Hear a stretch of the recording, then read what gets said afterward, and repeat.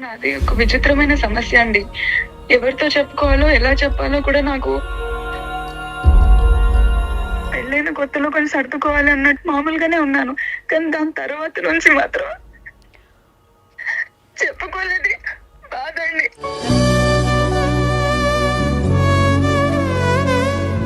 ఎంతో ఆశతోటి పెళ్లి చేసుకున్నాను, లైఫ్ బాగుంటుంది అని ముందడిగేసాను. కాకపోతే ఇప్పుడు చనిపోవాలన్నంత బాధ అమ్మా. హస్బెండ్ తో ఏమన్నా ఇష్యూ ఉందా? ఎవరైనా ఏమన్నా అంటున్నారా? నా కళ్ళతో చూసి బాధని తట్టుకోలేకపోతున్నాను నేను.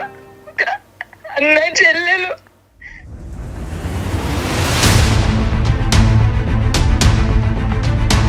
చూసింది నేను నిజమే చూసాను. ఆ టైంలో నాకు ఏమీ అర్థం కాలేదు. అసలు ఏటుపోతున్నావు? సమాజంలో ఉన్నామా మనము? మాట్లాడదామని చేశాను. చెప్పు, ఏమైంది? నీకు అన్ని తెలుసు, మళ్ళీ నన్ను ఏమైంది నాకు అర్థం కావట్లేదు అంటే నేను ఏం చెప్పను. మీ చెల్లితో ఉంటుంటే నాకు చూసే మనిషికి తెలుస్తుంది కదా. అంత కాదు అసలు నువ్వు ఏం మాట్లాడుతున్నావు నాకు అర్థమైతే. మనిషి పుట్టినావు అసలు. ఒక బ్రదర్ అండ్ సిస్టర్ ఉన్నప్పుడు రిలేషన్షిప్ ఎలా ఉంటది మీకు తెలియదా? బ్రదర్ అండ్ సిస్టర్ అంత క్లోజ్ గా ఉండాల్సిన అవసరం ఏంటి? నేను ఒక అమ్మాయినే కదా, నేను కూడా అడుగుతున్నాను. చెప్పు. చేసాలు చేస్తున్నావా? ఇప్పుడు నేను లైవ్ లో ఉన్నాను కాబట్టి కొంచెం నోటికి నేను అదుపుగా మాట్లాడతాను. బయట అయితే తాడ తీసేవాడిని. ఇప్పుడు బ్రదర్ రిలేషన్షిప్ మీద తనకు అనుమానం కలిగింది. ఎందుకు? ఆమె పంపించే మీ మధ్య ఆమె ఎందుకు? ఆమె ఏమంటుంది బాత్రూమ్ లో మన తను నేను చెప్పినట్లు ఏంటా, నేను చెప్పినట్లు ఉంటా అంటే ఇక్కడ ఉన్నావు, లేదంటే చచ్చిపోమను. నాకు అరే సెన్స్ ఉందారా నీకు? మైండ్ అసలు సెన్స్ ఉందారా? ఫస్ట్ ఇది లాయర్గా కాదు మేడం, నేను కోర్టు తీసి మాట్లాడతా.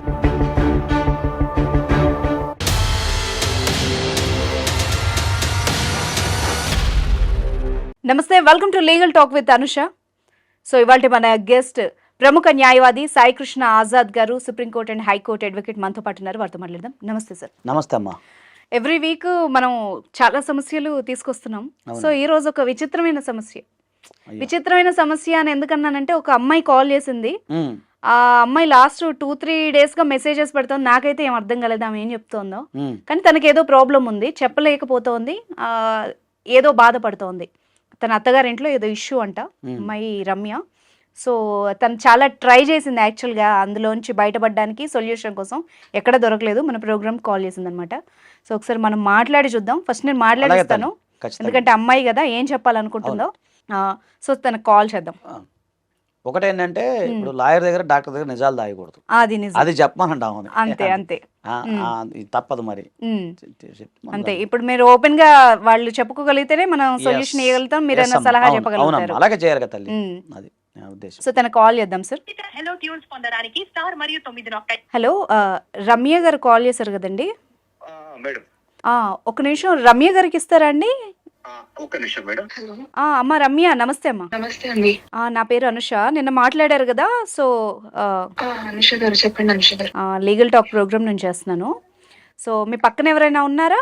మీరు మాట్లాడగలరా ఫ్రీగా? మాట్లాడగలనండి, చెప్పండి. యాక్చువల్గా మీరు నిన్న నాకు మీ ప్రాబ్లం చెప్పారు, బట్ నాకు పూర్తిగా అయితే అర్థం కాలేదు. అంటే మీరు ఏదో చెప్పుకోలేని బాధ పడుతున్నారని అనిపించింది. కానీ ఓపెన్గా ఇప్పుడు మన ముందు అడ్వకేట్ గారు ఉన్నారు, సాయి కృష్ణ ఆజాద్ గారు. ఆయన అందరికీ తెలుసు. సో మీకు ఆయన ఏమన్నా సలహా ఇవ్వగలుగుతారో, హెల్ప్ చేయగలుగుతారో చూద్దాము. ఒకసారి మీ సమస్య ఏదున్నా ఓపెన్గా చెప్పండి, ఎందుకంటే లాయర్ దగ్గర, డాక్టర్ దగ్గర నిజాలు చెప్పాలి. సరేనా? మీకు ఏ ప్రాబ్లం ఉన్నా చెప్తారా ఇప్పుడు? చెప్పండి అమ్మా. అనుష గారు, నాది ఒక విచిత్రమైన సమస్య అండి. ఎవరితో చెప్పుకోవాలో, ఎలా చెప్పాలో కూడా నాకు అర్థం కాని పరిస్థితుల్లో మిమ్మల్ని కాంటాక్ట్ చేయడం జరిగింది. ఓకే. నాకు పెళ్ళై 4 సంవత్సరాలు అయిందండి. ఓకే. 6 నెలల వరకు బానే ఉన్నాము. అప్పటి వరకు ఏమీ తెలియలేదు నాకు. మా ఇంట్లో పరిస్థితి బాగోక మా అమ్మ నాన్న నాకు త్వరగా పెళ్లి చేసేసారు. వీళ్ళు తెలిసిన వాళ్ళు కదా అని నమ్మి పెళ్లి చేశారు. ఓకే. ఒక 6 నెలలు కూడా నాకు బానే అనిపించింది, పర్లేదు అనుకున్నాను. ఇంకా పెళ్ళైన కొత్తలో కొంచెం సర్దుకోవాలి అన్నట్టు మామూలుగానే ఉన్నాను. కానీ దాని తర్వాత నుంచి మాత్రం చెప్పుకోలేదు బాధ అండి. రమ్య రమ్య చెప్పాలో కూడా తెలియదు, ఎమోషన్ అవుతుంది. ఎవరిని అడగాలో సహాయం తెలియదు అనుకో. రమ్య రమ్య ఒక్క నిమిషం, నువ్వు బాధపడకు, నీ సిస్టర్తో చెప్పుకున్నట్టు చెప్పుకో, పర్వాలేదు. నీ పేరు కానీ నీ డీటెయిల్స్ కానీ ఎక్కడ బయటికి రావమ్మా, ఓకేనా? నీకేమైనా సహాయం చేయగలుగుతామో మేము ట్రై చేస్తాం. ఫస్ట్ నువ్వు కంట్రోల్ చేసుకో. కాసుతోనే మిమ్మల్ని కాంటాక్ట్ చేశానండి. అయ్యో పర్వాలేదు రమ్య, మేము తప్పకుండా హెల్ప్ చేస్తాము. నీకు లీగల్ హెల్పే కాదు, ఎలాంటి కౌన్సిలింగ్ అయినా ఇంకెక్కడికైనా. కూడా చేద్దాం, అట్లేం లేదు. ఇదిగో సాయి కృష్ణ ఆజాద్ గారు కూడా ఉన్నారు ఇక్కడ, ఖచ్చితంగా help అడ్వకేట్ చేస్తాము. గారు ఉన్నారు, నేనున్నాను, మీడియా ఉంది. నువ్వు అస్సలు భయపడకు, బాధపడకు, ఓకేనా? నీ ప్రాబ్లం ఏంటో చెప్పు. ఇంట్లో ఏమన్నా ప్రాబ్లమా, సమస్య? ఎంతో ఆశతోటి పెళ్లి చేసుకున్నాను, లైఫ్ బాగుంటుంది అని ముందడిగేసాను. కాకపోతే ఇప్పుడు చనిపోవాలన్నంత బాధ అమ్మా. తప్పు రమ్య, వద్దు వద్దు, అలాంటి నిర్ణయం తీసుకోకు. ఏదున్నా సాధించాలి, బతికి సాధించాలి. ఇప్పుడు నువ్వు చచ్చిపోతే నీ తరఫున ఎవరు పోరాడతారు చెప్పు? నువ్వు ఉండు, నిలబడు, నీ వెనక మేము ఉన్నాం, ప్రతి ఓకేనా? సమస్యకో పరిష్కారం ఉంటదమ్మా. మీరు అలాగా అసలు అలాంటి మాట అనకూడదు. ఫస్ట్ ఆఫ్ ఆల్ తల్లి ధైర్యంగా ఉండు తల్లి. నువ్వు ఫస్ట్ ధైర్యం తెచ్చుకో. ధైర్యం తెచ్చుకొని నీ ప్రాబ్లం ఏంటో చెప్పు, దాన్ని ఎట్లా సాల్వ్ చేద్దామో మనం ఆలోచిద్దాం, ఓకేనా? చెప్పు. నీకు అంటే ఏమన్నా హస్బెండ్తో ఏమన్నా ఇష్యూ ఉందా? ఎవరైనా ఏమన్నా అంటున్నారా? 6 నెలల వరకు బాగానే మామూలుగానే చూసుకున్నారు, కానీ దాని తర్వాత పెళ్ళైన తర్వాత వెంటనే చుట్టాలందరూ ఎవరికి ఏంటికి వాళ్ళు వెళ్ళిపోయారు. కాకపోతే మా ఆడబొడుచు మాతోనే ఉండేది. తనకి పెళ్ళయింది, ఒక చిన్న బాబు కూడా ఉన్నాడు. ఓకే. కానీ తను ఇక్కడే ఉండిపోయింది. నేను సర్లే ఆడబొడుచే కదా, ఏదన్నా తనకు ఉండాలని ఉంటుంది అమ్మగారి ఇంట్లో. ఇలా 2 నెలలు 3 నెలలు అలా గడిచిపోతూనే ఉన్నాయి. నేను ఎక్కువ పట్టించుకోలేదు, సర్లే అనుకున్నాను. కానీ ఒక 6 నెలల తర్వాత నుంచి మాత్రం అదొక విచిత్రమైన బాధ అమ్మ నాకు. ఇది బయటకు చెప్తే కూడా అందరూ నన్నే తిడుతున్నారు, నన్నే చెడ్డదన్ను చూస్తున్నారు. కానీ ఒక ఆడపిల్లగా నేను పడే బాధ ఎవరికి ఎలా చెప్పమంటారు? నా కళ్ళతో చూసి బాధని తట్టుకోలేకపోతున్నాను నేను. అన్న చెల్లెలు. చెప్పు రమ్య, చెప్పు. అసలు నువ్వేం చూసావు? నీ బాధ ఎందుకు కలిగిందో చెప్పు. నిన్ను ఎవ్వరు జడ్జ్ చేయరమ్మా. ఇక్కడ ఒకటి గుర్తుపెట్టుకో, నువ్వు ఇప్పటి వరకు చెప్పిన వాళ్ళంతా ఒకవైపు నుండి ఆలోచించారేమో, కానీ ఇప్పుడు మేము ఎవరిని జడ్జ్ చేయకుండా వింటాం, ఓకేనా? ఫస్ట్ నీ ప్రాబ్లం చెప్పుకో. నువ్వేం చూసావు, నీకు ఏమనిపించింది అది చెప్పు. మొదట్లో మా ఆయన ఫోన్ లో మాట్లాడుతూనే ఉండేవాడు. ఓకే. ఎవరితో మాట్లాడినాడో తెలియదు. ఫోన్ లో చాటింగ్, నేను ఫోన్ చూడడానికి కూడా వెనక్కి తీసేసుకునేవాడు. నా మీద ఇంట్రెస్ట్ లేనట్టు 6 నెలలు బాగానే ఉన్న మనిషి సడన్ గా నా మీద ఇంట్రెస్ట్ లేనట్టు నన్ను దూరం పెట్టడము, చిరాగ్గా చూడడము, నా అంతటి నేనే బాధతో వెనక్కి వెళ్ళిపోయేలా బిహేవ్ చేయడము, ఎమోషనల్ గా కుంగదీసేసేవాళ్ళు. అంటే నేనంటూ ఒక మనిషినే కాదు అన్నట్టు ప్రవర్తించేవాళ్ళు. చాలా చీప్ గా చూడడము, చిన్నతనంగా చూడడము, కొట్టకుండానే ఒక మనిషిని మాటలు, చాటింగ్. దానికి తోడు మా ఆడబడుచు వాళ్ళ ఆయన మీద అసలు ఇంట్రెస్టే ఉండదు తనకి. తను కూడా పొద్దు నుంచి సాయంత్రం వరకు ఫోన్ మాట్లాడుతూనే ఉంటుంది, చాటింగ్ చేస్తూనే ఉంటుంది. మా అత్తగారు వీళ్ళకి సపోర్ట్. మా ఆయన నన్ను పక్కన పెట్టేసి షాపింగ్ కి వెళ్ళాలన్నా, సినిమాకి వెళ్ళాలన్నా, ఎక్కడికైనా వెళ్ళాలన్నా ఆడబడుచుని తీసుకుని వెళ్ళేవారు. అంటే అది రమ్య ఏమనుకోకు, కామనే కదా, అంటే వాళ్ళ సిస్టర్ కదా, ప్రేమ సహజంగా ఉంటది కదా తల్లి. నేను ఒక ఆడపిల్లగా ఒక భర్త తన వైఫ్ తో ఎలా ఉండాలో అలా ఉండకుండా ఒక వేరే అమ్మాయితో అలా ఉంటుంటే అది అర్థమవుతుంది కదమ్మా నాకు. తెలుసుకోలేనంత చిన్న పిల్లలు కాదు కదా. ఓకే. వాళ్ళు ఏదో క్లోజ్ గా మూవ్ అవుతున్నారు అనిపించింది తనకి. నేను లేనప్పుడు నవ్వుతూ ఇకలు ఏదో మాట్లాడుకునేవాడు. నేను సడన్ గా వెళ్ళగానే ఆపేయడము. ఈవెన్ మా ఆయన స్నానం చేస్తున్నారు, నేను టవల్ తెద్దామని బయటికి వెళ్ళాను. నేను వచ్చే లోపల మాడవుడ్స్ అక్కడ లోపల మాట్లాడుతున్నారు, నవ్వుతున్నారు. అసలు నేను చూసింది నేను నిజమే చూసానా? ఆ టైంలో నాకు ఏమీ అర్థం కాలేదు. ఏడోకు ఏం చూసావు చెప్పు. నేను చెప్పలేదు, అది అలాంటివి జరుగుతాయా అని కూడా నాకు తెలియదు. అదే అర్థమైందా మీకు? నాకు ఒక నిమిషం రమ్య లైన్ లో ఉండు. ఏంటి సార్? అంటే ఆ అమ్మాయి అనేది వాళ్ళ భర్త స్నానం చేస్తుంటే వాళ్ళ ఆడబిడ్డ కూడా అక్కడ ఉంది అని అంటుంది. ఓకే. అది ఇది మనం అర్థం చేసుకోవాలి. నేను ఓ. అప్పటికి అడిగాను ఇలాంటి బాబోయ్. మనస్పర్ధలు వస్తున్నాయి, తనని పంపించేయండి, అది. మన మధ్యలో లేనిపోని డిస్టర్బెన్స్ వస్తున్నాయి అని అంటే కూడా దానికి నన్ను తిట్టడం, నన్ను కొట్టడం అసలు అంటే సమాజంలో ఇది చెప్పలేని స్థితిలో ఉందామె. నాకు అర్థం కాలేదు. ఒక అన్నా చెల్లెల మధ్య అఫేర్ ఉన్నది. ఒక్క నిమిషం రమ్య లైన్ లో ఉండు. నాకు అర్థమైంది ఏంటంటే సైకలాజికల్ మీకు ఏమర్థమైంది సార్ ఇదంతా వింటుంటే? ఒకసారి ఆమె కొద్దిగా మీరు హోల్డ్ లో ఉండండి రమ్య, వినండి ఒకసారి. అడ్వకేట్ మాట్లాడుతున్నారు, ఎమోషన్ కొంచెం కంట్రోల్ మనకు చేసుకో. సబ్జెక్ట్ అర్థం అవుతుంది. నువ్వు ఏడుస్తున్నావు కదా, నాకు అర్థం మాకు కావట్లేదు, చెప్పలేకపోతున్నామా. సహజంగా ఉంటది అది. ఇప్పుడు ఆమె సైకాలజీ నాకు అర్థమైంది ఏంటంటే అక్కడ భార్య, ఇక్కడ ఆడబిడ్డ, భర్త. సో ఏమని పట్టించుకోవట్లేదు. సహజంగా అది ఓకే, అది ప్రతి ఇంట్లో ఉండాల్సింది. ఇప్పుడు ఏమి చెప్పే వర్షం నాకు ఏమనిపిస్తుంది అంటే వాళ్ళిద్దరి మధ్య ఎఫైర్ నడుస్తుంది అనేది ఏమి చెప్తుంది. అది ఆమె చెప్పింది మీకు అర్థం అవుతుందా? అది చెప్పలేకపోతుంది, అది ఏడుస్తుంది ఆమె. అయ్యయ్యో. ఇప్పుడు జనరల్ గా వేరే వాళ్ళతో ఎఫైర్ ఉందంటే ఈ అమ్మాయి డైరెక్ట్ గా చెప్పేస్తే ఎవరైనా నమ్ముతారు, చెప్తారు. ఆ రమ్య ఇంతేనా ఇప్పుడు సార్ చెప్పి? అదే అదే ఆమె చెప్పేది. అదే ఆమె ఇప్పుడు అది ఎవరికి చెప్పినా కూడా తల్లి, ఆ విషయం ఎవరు చెప్పినా ఎవరు నమ్మరు, మనల్నే బ్లేమ్ చేస్తారు. కేసు కూడా పెట్టిందంట. ఓకే, ఏమని పెట్టావు? ఓకే ఓకే అని చెప్పి మళ్ళీ మారాలి. నేను నా భర్తను వదులుకోలేను, తిరిగి వెళ్ళాను. వెళ్ళినప్పటి నుంచి ఇంకా విపరీతంగా టార్చర్ ఎక్కువైంది. అయ్యయ్యో. దాంతో నేను సూసైడ్ చేసుకోవాలా? అదే అదే అదే అదే అదే. రమ్య రమ్య రమ్య ఒక్క నిమిషం ఊరుకో రమ్య, ఒక్క నిమిషం. ఇప్పుడు నాకు క్లారిటీ వచ్చింది. సార్ చెప్తున్నారు ఇదంతా కేవలం మెంటల్ టార్చర్ పెట్టడానికి డ్రామా చేస్తున్నారేమో ఒకవేళ. ఒక నిమిషం నువ్వు హోల్డ్ చేసుకో. కాదండి, టార్చర్ అనేది ఒక బాధ, మీరు అన్న డ్రామా అనేది ఒక బాధ అయితే ఆమె కళ్ళతో చూసింది ఆమె జీర్ణించుకోలేకపోతుంది. మీకు అర్థం అవుతుంది. అదే అదే ఒక అమ్మాయి ఎట్లా చెప్పుకుంటది? ఎవరికన్నా చెప్పావా రమ్య? పోనీ ఫ్యామిలీలో ఎవరితో, అమ్మతో గానీ ఇలా చెప్పుకున్నావా? అది నేను వాళ్ళు నేనే తప్పుగా అర్థం అది చేసుకున్నాను కదా, వాళ్ళు విడిపోవాలనుకోరు, నన్నే సంధాయించి పంపించారు. ఒక్క నిమిషం ఆమె నాగమనండి, నేను చెప్తాను. ఎంత ప్రయత్నించినా కానీ కక్కేస్తుంది బాధ. అదే బిహేవ్ చేస్తున్నారు. నా అంతటి నేను చనిపోవాలి, నా అంతటి నేను వెళ్ళిపోవాలి అనుకుంటున్నాను, ఏంటో తెలియట్లేదు. అమ్మ రమ్య, ఇప్పుడు ఈ పర్సన్ ని పెళ్లి చేసుకున్నావు కదా, ఈ పర్సన్ ఎలాంటి వాడు, ఏమన్నా అంటే ముందేమన్నా ఐడియా ఉందా? అంటే తెలిసిన వాళ్ళ ద్వారా సంబంధం అని చెప్పావు. తెలిసిన వాళ్ళ సంబంధం వచ్చింది, అమ్మనున్న పరిస్థితి బాగోక సరే చేసేద్దాము, మంచి సంబంధం చేసేసారు. ఎలాంటి ఎంక్వైరీ జరుపుకోలేదు, ఎంక్వైరీ కూడా చేసుకోలేదు. పాపం ఆడపిల్ల జీవితం నాశనం చేశారు. తల్లిదండ్రులు ఏం ఆలోచిస్తారంటే గుండె మీద బరువు దింపుకోవాలని ఆలోచిస్తారు. అదే జరిగింది ఇక్కడ.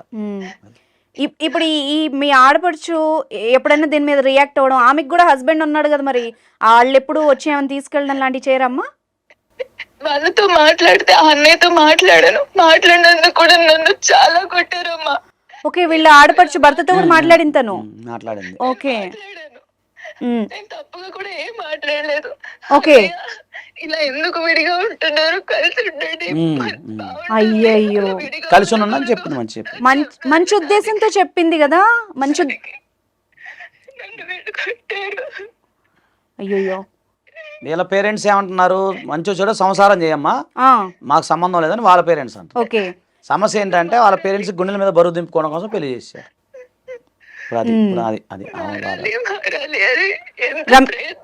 ఒకసారి రమ్య నీ వర్షం విన్నాం కదా, ఒక్కసారి ఏమనుకోకుండా మీ హస్బెండ్ ని లైన్ లోకి తీసుకో, అసలు అతను ఏమంటాడో విందాం. ఎందుకంటే అడ్వకేట్ గారు చాలా మందిని మైండ్ సెట్స్ చూస్తారు కదా, ఆయన విన్నారనుకో, అంటే మేము ఉన్నాం కాన్ఫరెన్స్ లో చెప్పొద్దు, జస్ట్ తీసుకొని నార్మల్ గా మనం కలిసి ఉందాం, బాగుందాం అన్నట్టుగా రెండు మంచి మాటలు చెప్పి చూడు, వాళ్ళు అక్కడ నుంచి అడిగి చూడు, ఆయన ఏమంటాడో చూద్దాం. ఓకేనా? ఓకేనా? మనం మ్యూట్ పెట్టేద్దాం, ఆయన వినిపిస్తాయి. ఒక్క నిమిషం అమ్మ, కాన్ఫరెన్స్ పెడతాను. తప్పకుండా పెట్టమ్మా. ఆయన ఏం చెప్తాడో వింటే మనకు సబ్జెక్ట్ వస్తుంది. టూ మచ్ సార్, ఇది అసలు ఏటుపోతున్నావు, సమాజంలో ఉన్నామా మనము?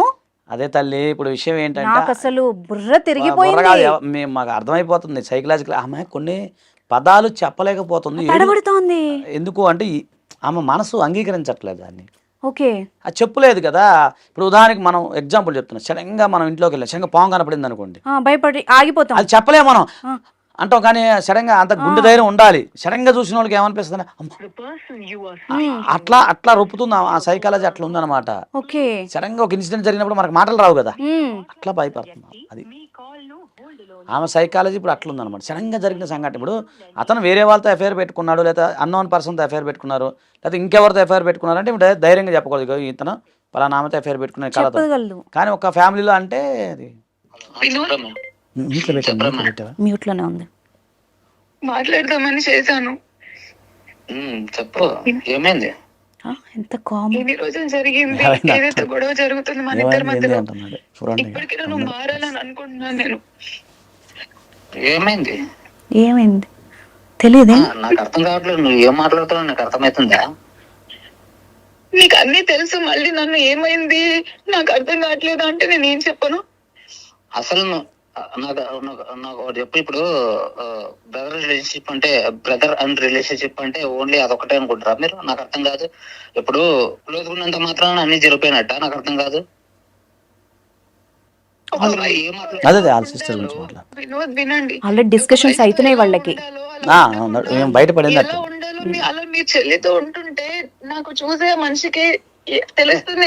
అంత కాదు అసలు నువ్వు ఏం మాట్లాడుతున్నా నాకు అర్థమైతే. మనిషి పుట్ట అసలు నువ్వు మనిషివేనా? సెన్స్ ఉంటే ఆలోచిస్తున్నావా? నాకు అర్థం కాదు. నువ్వు నా కళ్ళతో నేను చూశాను వినోద్, మీరు మాట మార్చకండి. మీరు నా కళ్ళతో నేను చూశాను కాబట్టి నేను ఇంత ఇప్పటికీ కూడా మీరు మారాలనే కోరుకుంటున్నాను నేను. అది కాదు చెప్పాను ఫస్ట్. తనకంటే ఇప్పుడు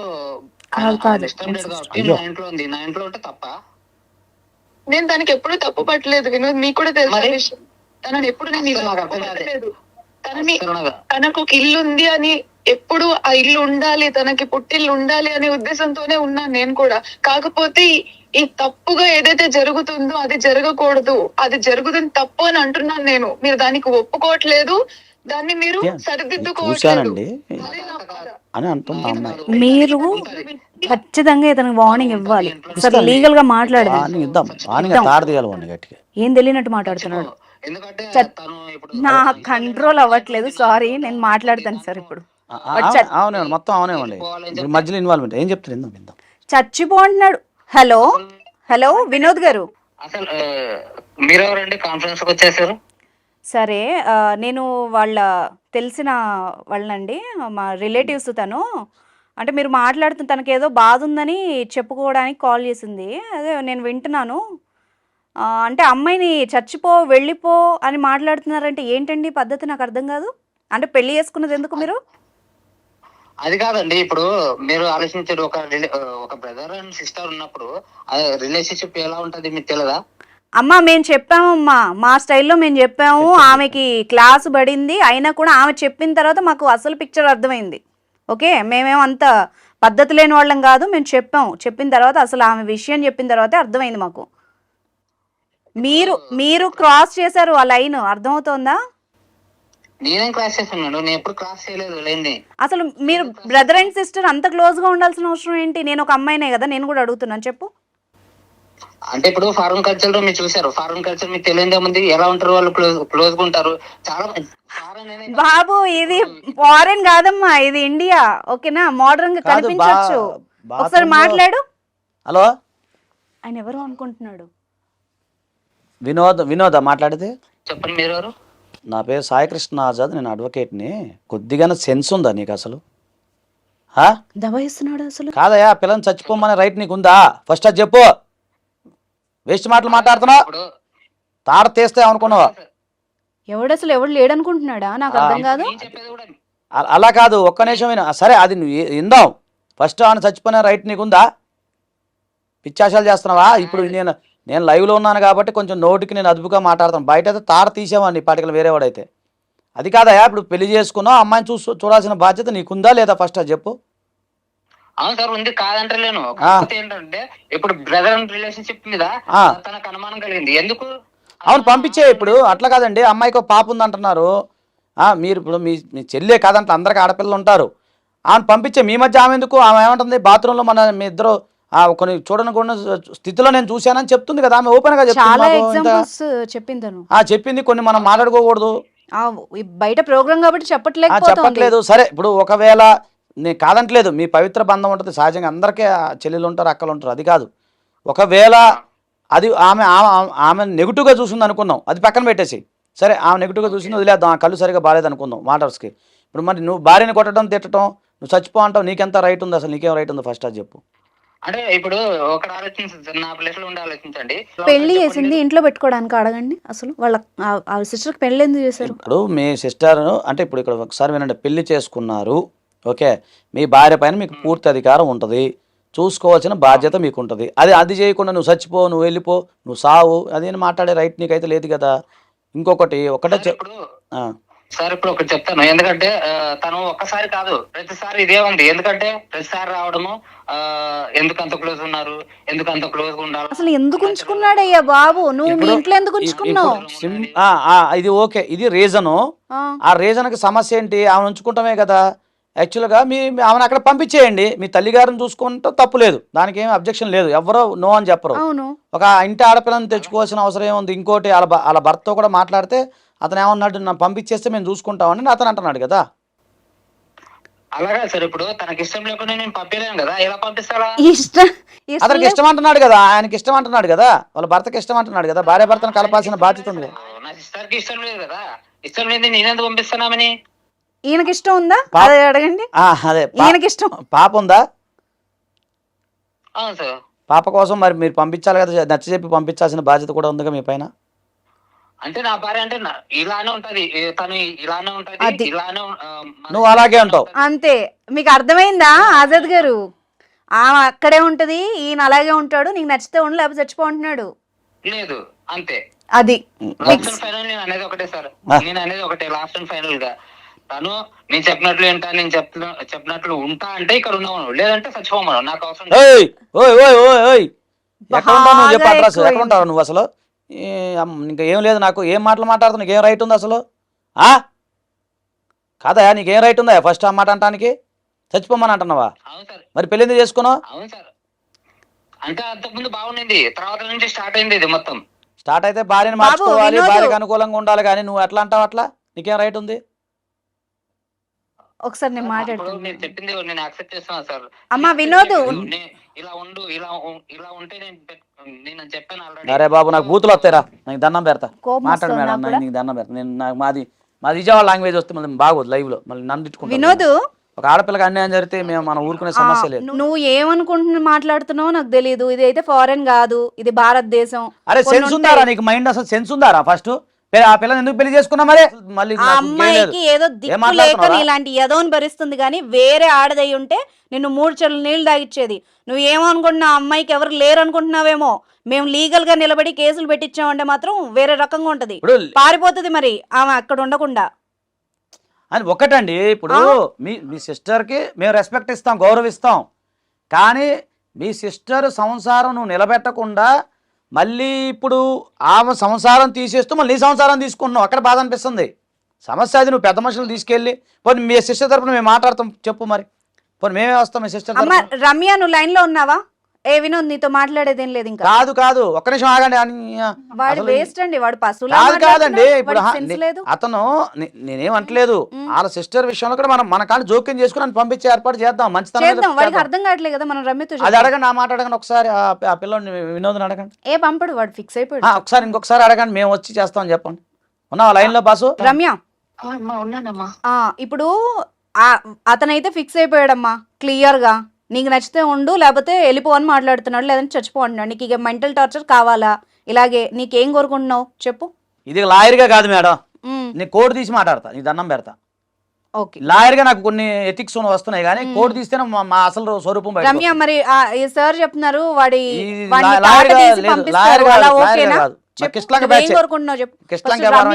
అమ్మాయి ఎమోషనల్ గా ఆల్రెడీ పాపం చాలా ఎమోషన్ కాదమ్మా తల్లి నేనేమన్నానంటే నానా, ఇప్పుడు ఒక లాయర్ గా మనం డిగ్నిఫైడ్ గా మాట్లాడతాం, అదే అలా లేదు వ్యవహారం ఇది. అందుకే ఒక్క నిమిషం, నేను రమ్య తరఫున ఒక్కసారి మీరు మాట్లాడండి. రమ్య, ఏం కోరుకుంటున్నావు? రమ్య ఒక్కసారి చెప్పు. నేను మారాలని కోరుకుంటున్నానమ్మా, ఎందుకంటే చచ్చిపోమంటే బాధ పెట్టలేను. మీరు ప్రయత్నించండి మార్చడానికి, అవ్వకపోతే నేనేం చేయలేను. సరే రమ్య నీకు ఏం solution చేయలేను చెప్తారు. అంటే మళ్ళీ మీరు సెకండ్ థాట్ పెట్టుకో మాకు తల్లి కాంట్రాక్ట్ డైవర్స్ చేసి అతని మీద 498 డొమెస్టిక్ వైలెన్స్ అవి పెట్టి అలాగే మనం తీసుకొచ్చి లేదా మెయింటెనెన్స్ వేసి అట్లా తీసుకొద్దాం లీగల్ గా మీకున్న రైట్స్ అవి ఉన్నాయి. ఇప్పుడు ముందైతే మీరు ప్రయత్నం చేయాలంటున్నారు కదా. ఒకటి ఆడు అట్లా మాట్లాడుతున్నాడు ఏంటి, మీరు కొంచెం ఎమోషనల్ బ్యాలెన్స్ ఉంచుకొని కొంచెం ధైర్యంగా ఉండండి. ఫస్ట్ ఆఫ్ ఆల్ ఒకసారి మీరు మాట్లాడండి, మళ్ళీ మాట్లాడండి. లేదా మీరు రమ్మంటే మేము వస్తాము మంచిగా మాట్లాడితే ఓకే, లేదా తనులే పడతాయని చెప్పండి. అది న్యాయవాదిగా మీకు నేను హెల్ప్ చేసి పెడతా. ఎథిక్స్ అవన్నీ పక్కన పెడదాం. ఎథిక్స్ కాదు వాడు మాటలు అనేదానికి చచ్చిపోమని రైట్ అయితే లేదండి భారతదేశం ఎవరికి. ఈ అమ్మాయికి మనం ప్రొటెక్షన్ ఇచ్చి అక్కడ ఉంచగలమా? ఖచ్చితంగా చేద్దాం అమ్మా. అయితే ఒక్క నిమిషం నేను వినోద్ తో మాట్లాడు. రమ్య ఒక్కసారి వినోద్ కి అమ్మ లాస్ట్ ఒక 2 minutes మాట్లాడాలి అతనితో. ఉన్నారా ఆయన లైన్ లో ఉన్నారా? లైన్ లోనే ఉన్నారు, మాట్లాడారు. వినోద్ ఉన్నావా లైన్ లో? ఉన్నాను మేడం, చెప్పండి.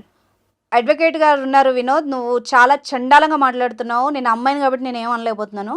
ఆయన చెప్తారు, ఒక 2 మాటలు విను. ఎందుకంటే నీ మంచి కోసమే, అక్కడ నీ కోసం కాదు, మీ ఆవిడ మోహన్ చూసి మాట్లాడుతున్నాం మేము. అది గుర్తు పెట్టుకొని మాట్లాడు, ఆచి తూచి మాట్లాడు, ఓకేనా? ఎగరకు.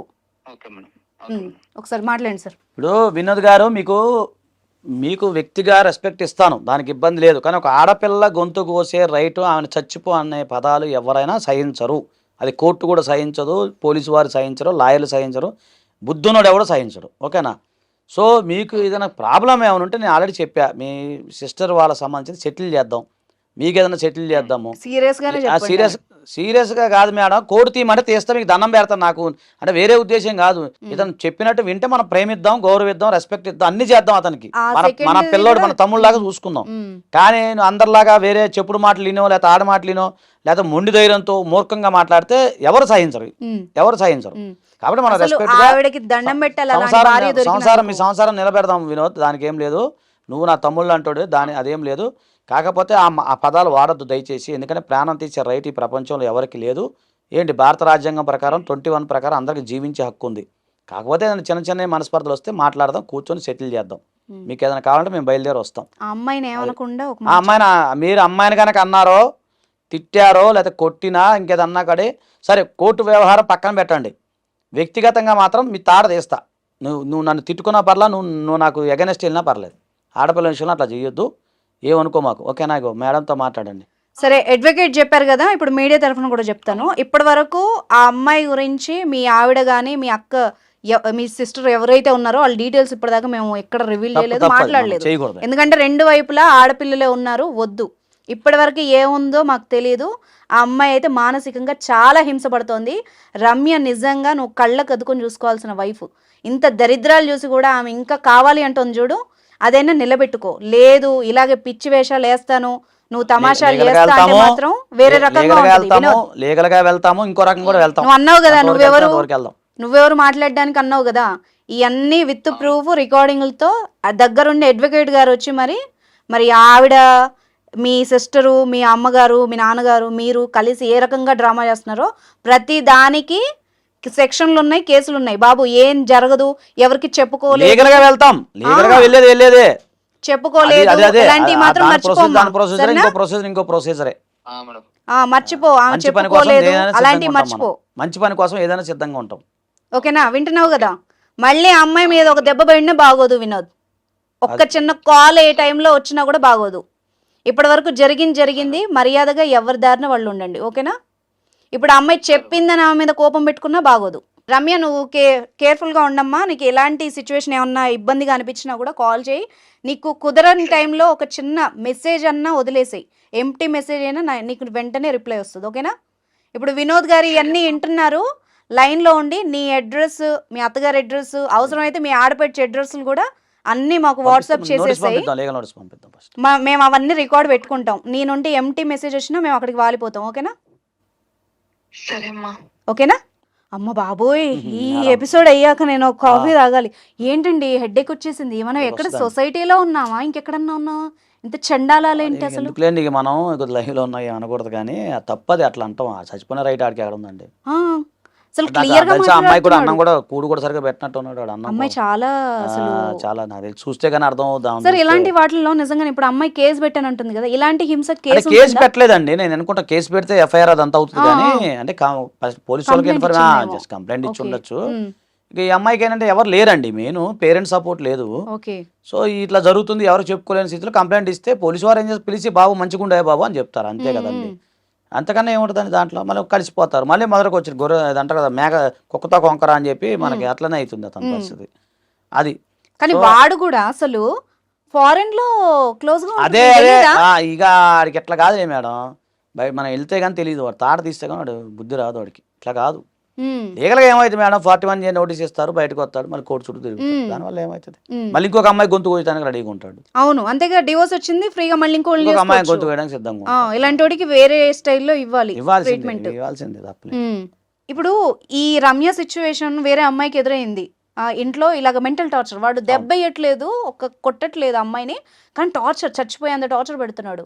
ఇప్పుడు అన్నీ తెలిసి కామ్గా ఉన్నప్పుడు వీళ్ళ అత్త మామ ఇతను ఆడబడుచు ఎవరైనా కూడా, లేదంటే ఆమె భర్త అనుకుందాం, అందరికీ అంత సీన్ తెలుసు, ఈ అమ్మాయి సఫర్ అవుతుంది, ఈ అమ్మాయికి లీగల్గా ఎలాంటి హెల్ప్ వస్తుంది?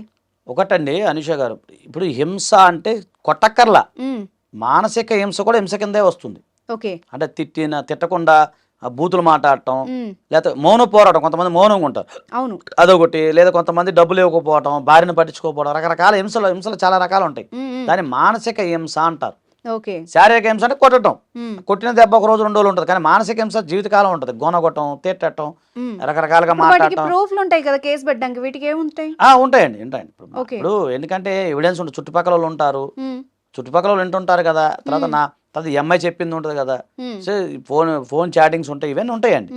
సో ఇప్పుడు ఉదాహరణకి ఆమె కంప్లైంట్ ఇచ్చింది, ఇప్పుడు BNS 85, పాత అయితే 498A అంట, అది పెట్టినప్పుడు ఆడబిడ్డ మీద కూడా కేసు పెట్టచ్చు, ఆ అమ్మాయి మీద పెట్టచ్చు, ఆడబిడ్డ మీద పెట్టచ్చు, అత్తగారి మీద పెట్టచ్చు, అతని మీద పెట్టచ్చు అనమాట. సో పెట్టిన పోలీసు వాళ్ళు పిలుస్తారు, 41 నోటీస్ ఇస్తారు, వాళ్ళకి స్టేషన్ బెయిల్ వస్తుంది అనమాట. తర్వాత కోర్టులో ఇవన్నీ రుజువు అవుతాయి, మనం రుజువు చేసుకోవచ్చు, రుజువు అయిన తర్వాత అలాగే 2 years వరకు జైలు శిక్ష పడే అవకాశం ఉంటుంది. హింస పెట్టిన వాళ్ళందరికీ, ఇంక్లూడింగ్ అత్తమామ కూడా అండి. తర్వాత డొమెస్టిక్ వైలెన్స్ కేసు కూడా మనం ఫైల్ చేస్తాము, దాని ద్వారా మెయింటెనెన్స్ అడుగుతాము, రెస్ట్రైనింగ్ ఆర్డర్స్ ఏవైతే ఉన్నాయో అవి తీసుకుంటాము, ఇవన్నీ తీసుకుంటాము. ఇదే కాకుండా మళ్ళీ సపరేట్ గా మనం మెయింటెనెన్స్ కూడా వేసుకోవచ్చు, 125 CRPC కింద మెయింటెనెన్స్ వేసుకోవచ్చు. ఇప్పుడు ఈ రీజన్ తో అమ్మాయిలు ఎవరైనా ఇబ్బంది పడితే వాళ్ళకి డివోర్స్ కూడా వచ్చేస్తుందా ఈజీగా? డైవర్స్ కూడా వస్తాయి, కానీ ఇతనికి డైవర్స్ ఇచ్చేసినట్టు వాళ్ళు మళ్ళీ ఇంకొక అమ్మాయి గొంతుకు వస్తాడు, ఆ అమ్మాయి కూడా వదులుకోవడానికి ఇష్టపడట్లేదు, ఇష్టపడట్లేదు. కాబట్టి వీళ్ళకి కౌన్సిలింగ్ చేద్దాము, అంటే మామూలుగా ఈ విషయంలో అయితే పర్టికులర్ విషయంలో జనరల్ గా ఏంటంటే మహిళలు ఎప్పుడైతే సఫర్ అవుతారో వాళ్ళకున్న చట్టాలు ఏవైతే ఉన్నాయో, అంటే 485 BNS లేదా 498A, డొమెస్టిక్ వైలెన్స్, మెయింటెనెన్స్, ఇవి ఉంటాయి. ఇంకా క్రూయల్టీ వద్దు సార్, దరిద్రం బాబు వదిలించుకోవాలి, అతనితో మనకు ఎందుకు లేదు అనుకున్నప్పుడు డైవర్స్ కేసు కూడా మనం ఫైల్ చేసుకోవచ్చు. సో మహిళలకు ఉన్న హక్కులు అవి అదే మ్యారేజ్ లైఫ్ లో ఒక మాటతో వాళ్ళని తూలనాడినా, వాళ్ళని మానసికంగా హింసించినా కూడా. ఇంకొకటి డౌరీ కూడా ఇందులో యాడ్ అయింది అనుకోండి, అంటే ఇప్పుడు డౌరీ తేవాలి, నిన్ను అది అదనపు కట్నం కోసం విధించిన section 3 and 4 of dowry prohibition act అంటారు, DP యాక్ట్ అంటాం మామూలుగా, డౌరీ ప్రొహిబిషన్ యాక్ట్ కింద కూడా వాళ్ళకి దానికి సంబంధించిన పనిష్మెంట్ కూడా జరిగే అవకాశం ఉంటుంది. అది ఇదే కాకుండా స్త్రీధనం ఏదన్నా ఈ అమ్మాయి స్త్రీధనం ఇచ్చింది అనుకోండి, అది హిందూ మ్యారేజ్ యాక్ట్ ఏదైతే ఉందో దాని ప్రకారం 26 కింద స్త్రీధనం ఏదైతే ఇచ్చిందో అవి కూడా మనం రికవరీ చేసుకోవచ్చు, రికవరీ కూడా తీసుకోవచ్చు, ఇవన్నీ ఉంటాయి వెసులుబాట్లు. ఓకే.